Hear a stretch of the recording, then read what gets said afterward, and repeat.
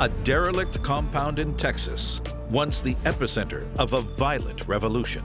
It was exciting, but it was also dangerous. Bullets were flying, artillery shells were going off. They had front row seats to this amazing battle. A top-secret facility outside Berlin, used by a ruthless dictator to escape justice. This place should have lost all relevance, but it had one final dramatic mission to carry out. And an aristocratic party palace that became an IRA stronghold. The women would use these statues, these symbols of colonial oppression, as target practice.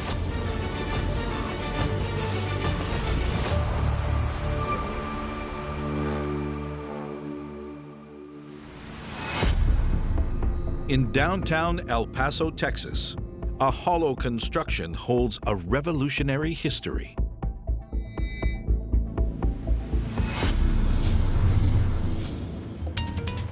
It's a very attractive, stately, old building.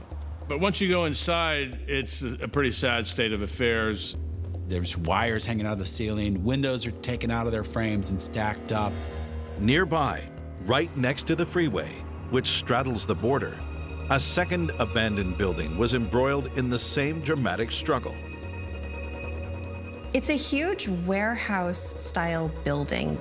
It looks like it might have once been a small industrial operation of some kind. The rooftop is a prime vantage point to look right across the border into the neighboring Mexican city of Juarez.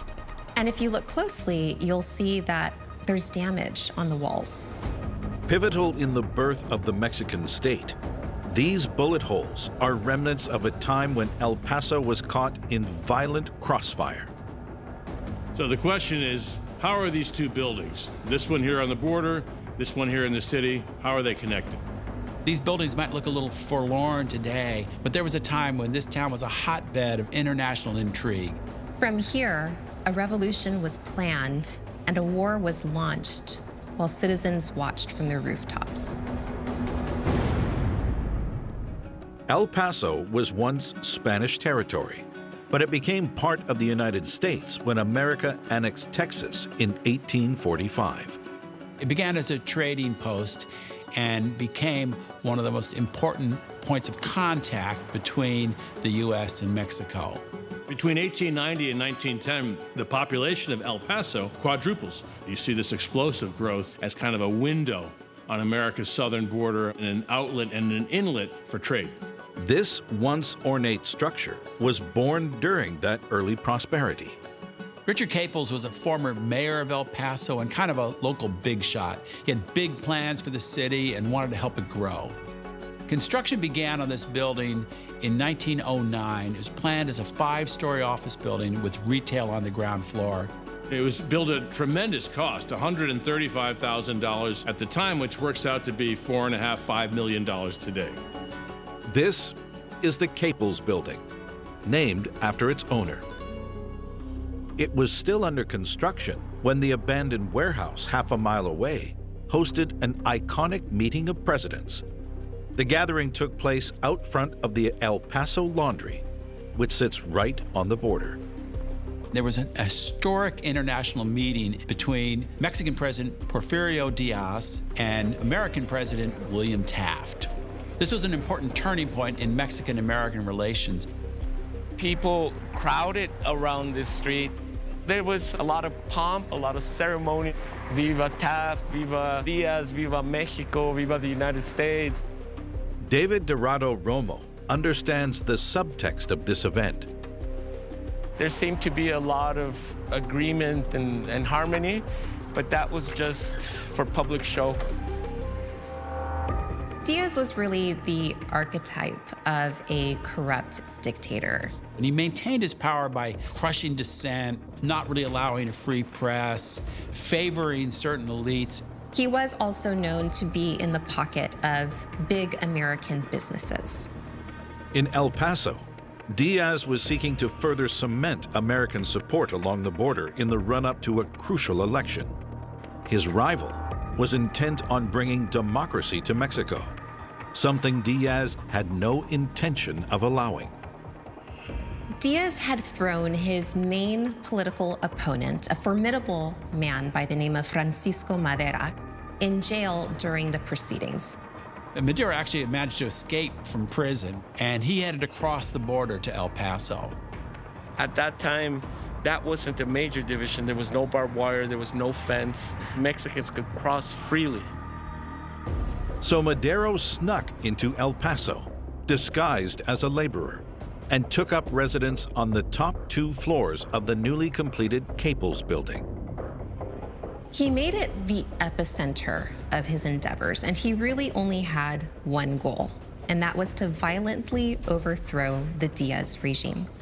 So on this floor, the international headquarters of the Mexican Revolution was situated in early 1911. So this was a place that would have served for diplomatic, administrative, but also arms smuggling, and of course recruitment.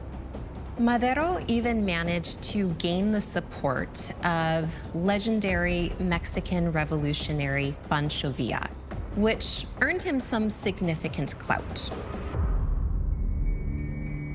With an open border, these headquarters were at the heart of an explosion of activity. El Paso then really became this hub of different revolutionary groups who all set up shop in different bars, restaurants, and buildings throughout the city. Despite Madero advocating democracy, the U.S. government eventually issued a warrant for his arrest. But in reality, just like American big business, they turned a blind eye as they waited to see how the chaos would play out. During my research, I found more than 80 buildings that are still standing here in El Paso that have connections to the Mexican Revolution. There was probably hundreds, if not thousands, of spies. A lot of people have compared El Paso to East and West Berlin during the Cold War.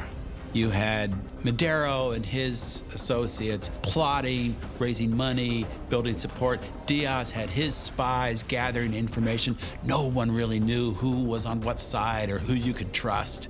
And it was all building to a truly violent conflict. April 7th, 1911. Madero made his move. Madero leads an army into the city of Juarez to launch this reconquest of Mexico from the dictatorship of Diaz. Madero had put together a force of 2,500 men, but Juarez was well defended by 700 Mexican federal troops who were in a very good defensive position. They had artillery, they had plenty of weapons. Madero was happy to just call it a stalemate and start negotiating. But one notorious gunslinger in the rebels' ranks had come for a fight. The time for talking was over.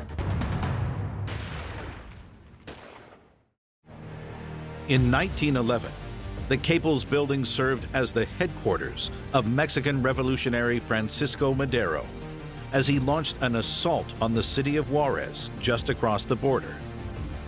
Damage to the roofs of buildings across El Paso are testament to the chaos that followed. While Madero sought to negotiate a surrender, the more aggressive Pancho Villa disobeyed orders.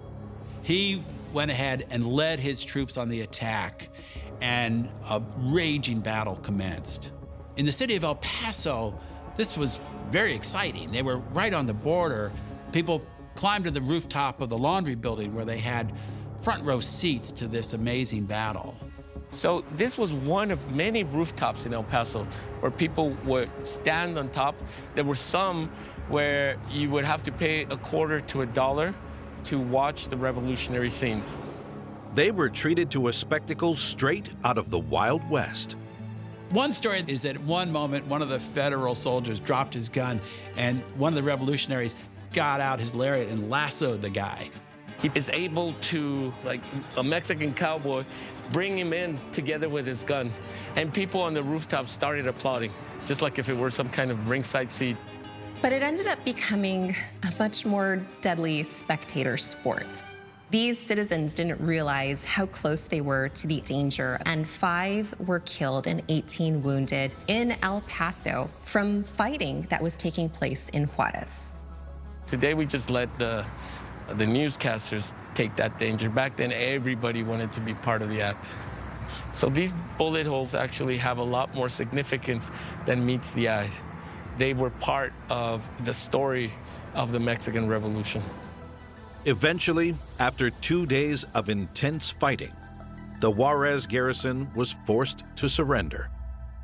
This Battle of Juarez became the decisive battle of the revolution. It was enough to show that the forces loyal to Diaz could not control the revolutionary troops. Diaz fled Mexico, leaving its leadership up for grabs. Madero eventually came to power in late 1911, but he proved to be too moderate. By 1913, another Mexican general led a US-backed coup, and unfortunately, Madero died in the resulting conflict. What initially was a relatively bloodless revolution is going to become 10 years of incredible civil strife. And you're going to have hundreds of thousands of Mexican refugees cross into the United States. David's grandparents were among them. America's role in the revolution was a sign of things to come.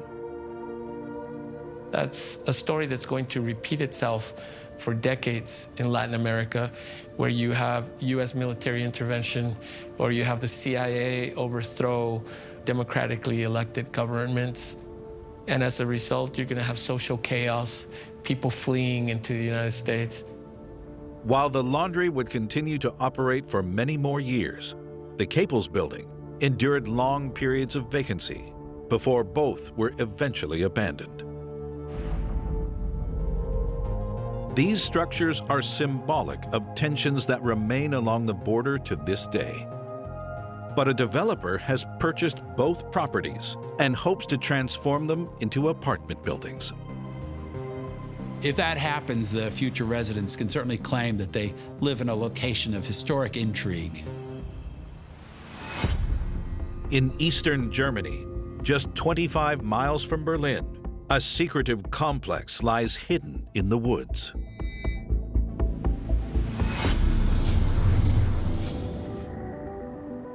The forest that we are driving through was a restricted area until 1994. Absolutes Sperrgebiet. Looking at the security around this place, this must have been one of the most closely guarded places in all of East Germany. If you came here, you risked the threat of the death penalty. As you delve deeper into the heart of the site, its scale becomes apparent. We can see here that nature has reclaimed something, and it has reclaimed something big. You see a collection of buildings that could house a city of thousands. But as with any ghost town, you have to ask yourself, what happened to all the people? You go inside, cobwebs, trash, crumbling masonry, tumble-down structures that are fading or flecked or graffitied. But through the thick foliage, a different style of structure begins to emerge. We've got something, it's boarded up, and yet you can tell what it is. This is a control tower. This is an airfield. There's one massive building near the runways, clearly an aircraft hangar. This facility would provide shelter and an escape route for a ruthless dictator desperately fleeing justice. Sven-Uwe Storm grew up nearby and was always eager to understand why this site was out of bounds. The area was very large, yet fenced off with a wall. It was a no-go area. And access is still forbidden due to the high risk of unexploded ordnance. That's because this location has a long history as a weapons test site, which began in the late 1800s. We are standing here on an area that has been under artillery fire for decades. There are a lot of shells in the ground. This was a place where they tested rifles, artillery, rockets. And this was a place where Werner von Braun, the father of German rocketry, came to test his missiles. They even conducted experiments on uranium for a German atomic bomb. But in April 1945, Soviet troops were rapidly approaching through these thick forests as the Allies closed in on Berlin. In the aftermath of the Second World War, this complex was incorporated into Soviet territory. Germany was carved up among the victorious Allies, with the Soviets occupying East Germany. They split Germany with the Western powers, but they also split the city of Berlin, which is inside the Soviet zone. Initially just a line drawn on a map, in time, it would become a physical wall, as the two camps polarized along ideological lines. The formation of the North Atlantic Treaty Organization, or NATO, in 1949 was seen by the Soviets as a hostile act. West Germany joined NATO in 1955, and Khrushchev formed the Warsaw Pact in response. So now you have these two opposing alliances, one Western, one Eastern, and it feels like things are hotting up. And for the Soviets, this is the front line in the clash with the Western powers in the Cold War. With 1,000 miles separating Moscow from Berlin, this location was earmarked to supply that front line. This is Sparrenburg Airfield, the key link between East Germany and the Soviet Union. During the first phase of construction in 1958, the site was converted into a military airfield capable of handling huge transport planes. Anything that the Soviets were bringing into Germany to prepare to fight against NATO came into this airport. In the 1960s, the boundary dividing Berlin was fortified by the East German government.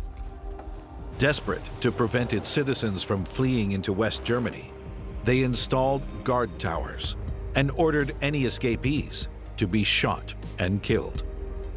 Overseeing its construction was Erich Honecker, and he soon turned his attention to Sparrenburg Air Base. Honecker was one of the key people in building the Berlin Wall, a ruthless dictator who subjected all of East Germany to his unquestioned rule. Honecker and the Soviet Army initiated a new phase of construction at Sparrenburg, turning it into a military airbase of unparalleled proportions. And it would come to Honecker's rescue when his enemies were circling. During the Cold War, Sparrenburg was turned into the mightiest Soviet air base in East Germany, under the leadership of ruthless dictator Erich Honecker. The real expansion is in the 1970s, when you see Soviet bombers, Soviet fighters, Soviet combat helicopters, and lots of Soviet civilian airliners that are shuttling personnel. It was the fastest and most direct link between Berlin and Moscow, and the only Red Army airport that also had a civilian terminal building for use by families, as well as musicians brought in for troop entertainment. 5,000 people had to be accommodated here. Children from kindergarten to school, cinemas and shops. The Sparrenburg base became the most valuable military airfield in East Germany. There's no doubt about that. But just as Sparrenburg had gone through a major upgrade, the Soviets' iron grip of East Germany began to loosen. Numerous pro-independence groups began to form as people demanded things like democratic elections, freedom of speech, and the withdrawal of Soviet troops. Honecker refused to shift his ground at all and kept insisting that using the security service, the Stasi, which had informers everywhere and thousands of agents, that he would just repress all dissent in East Germany. And he nearly pulled it off. East Germans were one of the last Warsaw Pact nations to rebel. The Berlin Wall was being ripped down by Berliners east and west. As the Soviet Union began the mammoth task of withdrawing 360,000 troops and their families, From across Eastern Europe, the new government brought charges against Honecker. As East Germany frees itself from the one-party control, a hunt is on for these creatures of the communist regime, chief among them Honecker. Everybody knew that Honecker had approved orders for East German border guards to shoot to kill if anybody tried to escape East Germany. That meant that Honecker had a noose around his neck. On the run and desperate to avoid a show trial, Honecker turned to his overlords in Moscow. The last thing anybody needs is a trial with Erich Honecker talking about the truth of the East German communist regime. So Sperrenberg, throughout this period, is in Soviet hands as they shuttle people home using this airbase. You know, hundreds of thousands of Soviet troops and family that were housed in East Germany. So in March 1991, Soviet communists see an opportunity to spirit Honecker out of East Germany. Under the cover of darkness, he was brought to Sperrenberg by Soviet troops. We are in the former reception building of the VIP lounge. This is the actual living area of Erich Honecker and Margot Honecker. The personal security would have been very tense during that time. The couple then boarded a plane on the airstrip, right beside the building, destined for Moscow. Honecker was later extradited from Russia to stand trial in Berlin, appearing in court in November 1992. Honecker was defiant until the end, claiming that the Berlin Wall had saved lives, that it prevented World War III, which would have killed millions. The trial was quickly abandoned due to his deteriorating health, and he died 2 years later. At that point, in 1994, the last of the Soviet equipment and people were still being moved out of Sperrenberg. But since then, the site has remained abandoned and largely untouched. Local residents have formed a museum association, offering guided tours, and are pushing for the 2,000-acre complex to become a UNESCO World Heritage Site. In the Republic of Ireland lie the remains of a doomed vanity project.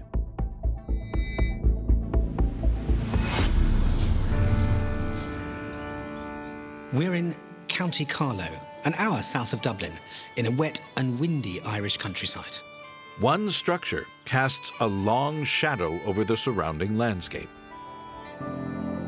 When you first see the building, you almost can't believe it's still standing. The place has been hollowed out, but the walls are still intact. It's got the parapets and battlements of a medieval castle. Anybody looking up at this tower would realise that these people were in charge of their lives and in charge of their destiny. But the owners of this residence felt the ground shifting under their feet. The building once housed a powerful and influential family, but a tide of change was coming to Ireland, and this place was caught in the middle of it. It went from an aristocratic party palace to an IRA stronghold. But one organisation took up residence here whose role in Irish independence has been almost entirely forgotten.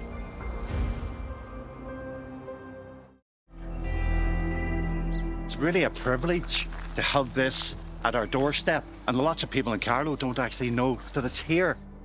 Danny McDade has dedicated much of his time to researching this site and dispelling the many myths that surround it.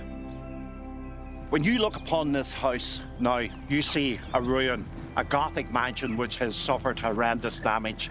But for me, looking upon it, I see life, I see what it was. This is Duckett's Grove, historical home of the Duckett family. The Ducketts were married into the Protestant elites and moved to Ireland during the years of English plantation and colonisation. With the marriages that they made and the money that they made, they built the Georgian-style house, a very square, basic house. But then, in the 1820s, the Ducat family starts to massively expand it and makes it into this Gothic dreamland castle. The family had a reputation that matched the extravagance of the building. The last of the Ducat line was a man named William Ducat, and he was known as quite the eccentric, quite a philanderer. He married a much, much younger woman. Maria Ducat and William Ducat liked nothing more than to party. They loved a good party. And then William Ducat would have ran downstairs to play the organ to welcome the people in. Some of the parties would have lasted for days. During the Irish famine, Protestant William Ducat extended his generosity to residents across the county, regardless of their faith. He was generally well-liked for a British landlord. He provided food for the workhouses and paid good wages. Here in Carlow, the death rate during the famine was less than in other counties, in part due to Mr. Ducat. But while he offered charity to his Catholic neighbors, his wife Maria, a staunch Protestant, held a different attitude, one born of bigotry and paranoia. She felt that she was way above everybody else. She had almost a disdain for local people. She had a big distrust and probably a big fear of Catholics. She was always looking over her shoulder at her Catholic staff and the grounds workers. Anti-British and anti-Protestant sentiment was sweeping Ireland, stoking Maria's fears, and that was soon compounded by the death of her husband. William Ducat died in 1908, but when he died, this house died with him.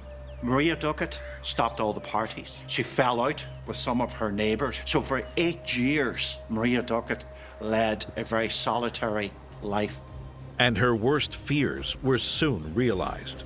In April of 1916, Irish Republicans launched an armed insurrection against British rule, known as the Easter Rising.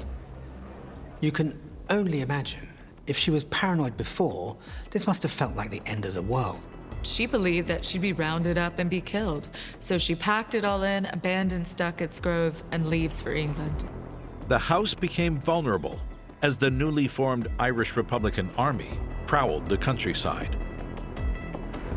In their fight for independence, the IRA targeted big houses like this, which stood as a symbol of British colonial oppression. Between just 1919 and 1923, the IRA looted and burned almost 300 of these country mansions across Ireland. But William Ducat's lasting reputation in the county ensured a different fate for his grand house. Because they had supplied food into Carlow during the famine, and because they had kept employment high, the local people asked the IRA not to burn Ducat's Grove.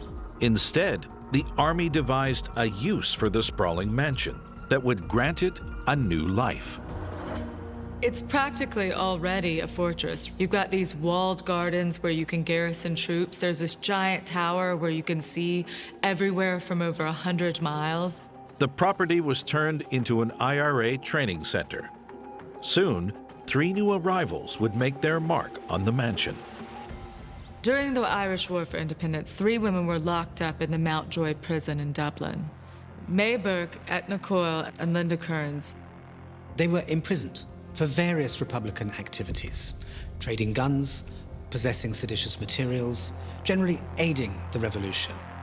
What happened next made international headlines. And a story straight out of the Great Escapes in World War II. They fastened ropes and ladders, and they escaped. When they broke out of Mountjoy jail in Dublin, they stole bicycles, and they cycled from Dublin to Ducat's Grove.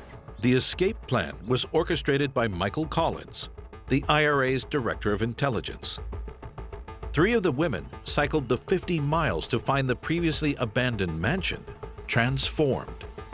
It was now a fully fledged IRA base, occupied by 400 men. The women quickly set about getting the camp in order. They set up an officers' mess, nursed the wounded back to health, and even organized concerts to keep up morale. But they weren't just here to support the troops. They were part of what was known as Cunning. Cunning was the Irish Republicans Women's Association. They were at the heart of the rebellion in Ireland. They ran guns, they supplied intelligence, they worked in Dublin Castle supplying Michael Collins with information. But the War of Independence would soon turn into a bloody civil war. As the IRA fractured, Collins was struck down by his former comrades.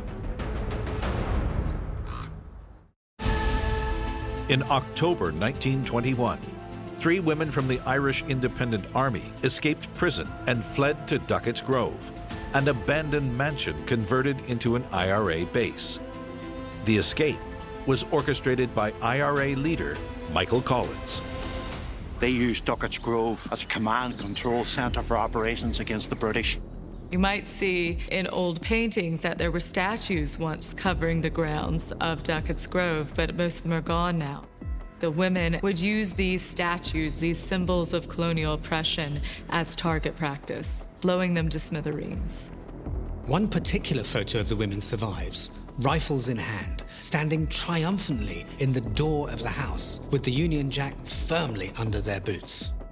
In December 1921, the Anglo-Irish Treaty was signed by Michael Collins, and the IRA training grounds were dissolved.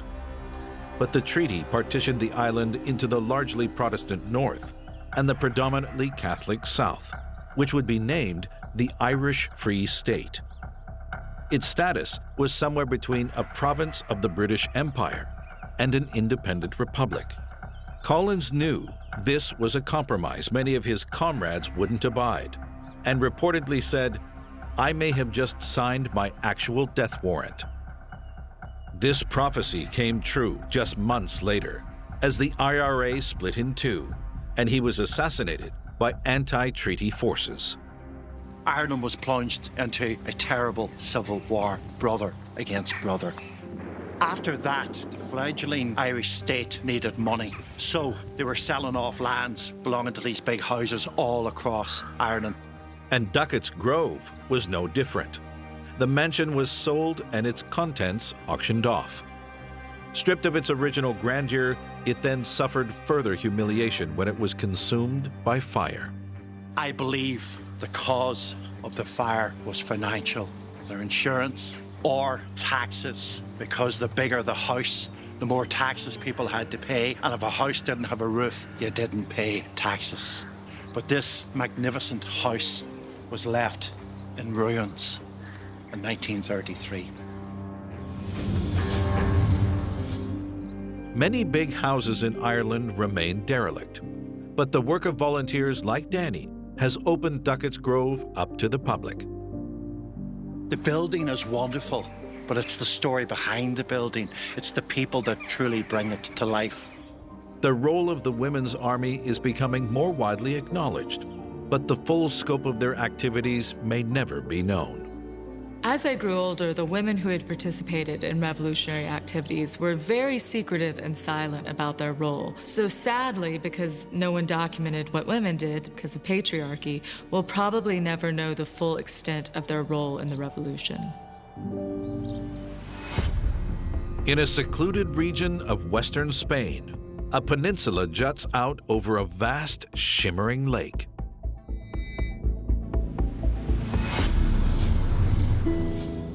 We're about 180 miles west of Madrid.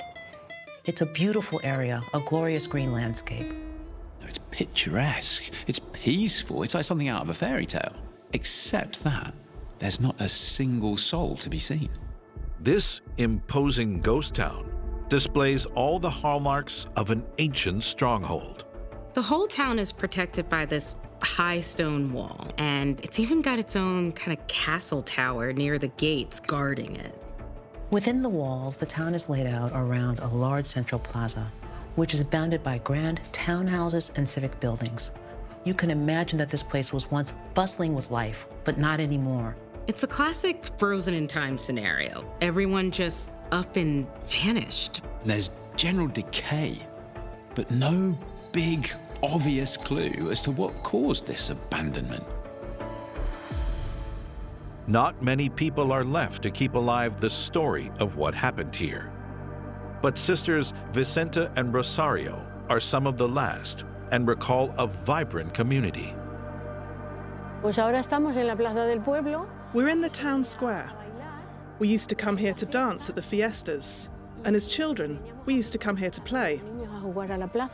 The square has been a focal point since medieval times, when the town adopted its name, Granadilla. The walls went up in the 12th century. A couple of hundred years later, the imposing castle was added. By the 20th century, this town was home to over 1,000 inhabitants. It had evolved over more than a millennium into a bustling community with 300 family homes. Oh, what a thrill to see my house. How exciting.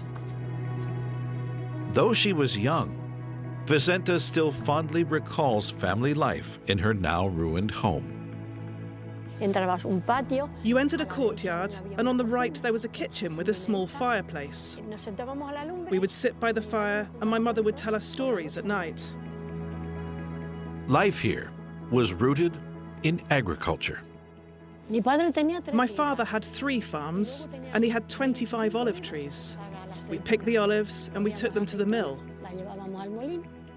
And then we also had some chickens. We had eggs. We had a little donkey, and we would go to the river to fetch water. But in 1955, Vicenta's childhood was shattered. This ancient town was about to have the life sucked out of it. In the 1950s, sisters Vicenta and Rosario enjoyed an idyllic childhood in the Spanish town of Granadilla. But their home was about to be stolen away, thanks to a dictator who came to prominence in the 1930s. The Civil War was brutal, a bloody and violent conflict that claimed hundreds of thousands of lives. General Francisco Franco, aided by his fascist allies Adolf Hitler and Benito Mussolini, emerged as leader in 1939. But the country had torn itself apart. Poverty, poor housing, disease, drought, and famine were rife. The challenges that Spain faced must have seemed insurmountable. Essentially, Franco needed to turn around the battle-scarred country's fortunes. So one of the approaches that General Franco took was to back these vast civil engineering projects. Central to this plan was advances in irrigation. Over 600 dams were built between 1939 and 1975. This was construction on an immense scale. The largest of these hydroelectric dams was to be in the Alagon River, just 24 miles from Granadilla.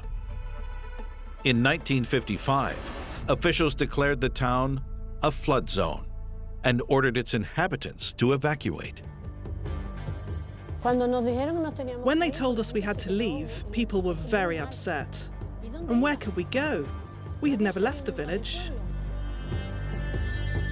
Some began leaving, but to force the remainder out, the government declared that the land, including the town and the farms, would become state property, and insisted that not even a chair be left behind.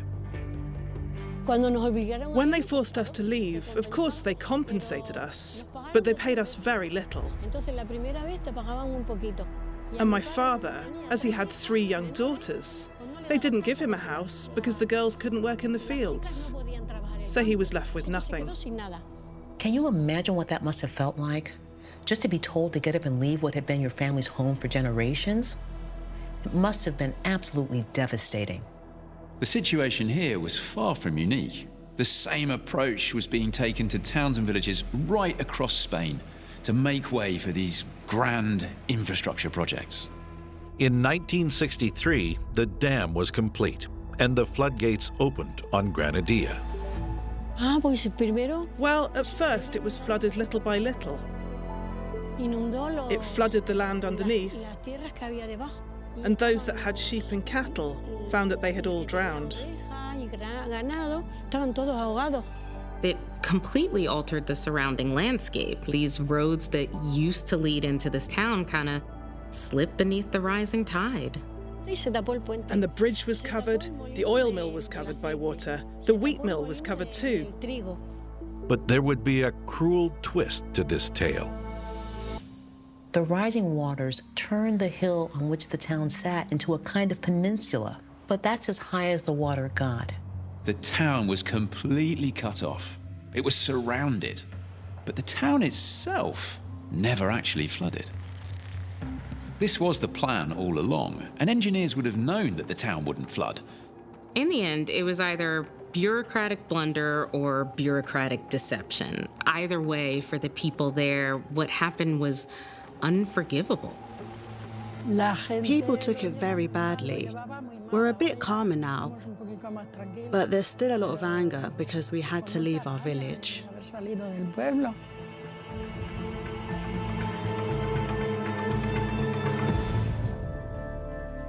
The key question here is, why hasn't anyone come back?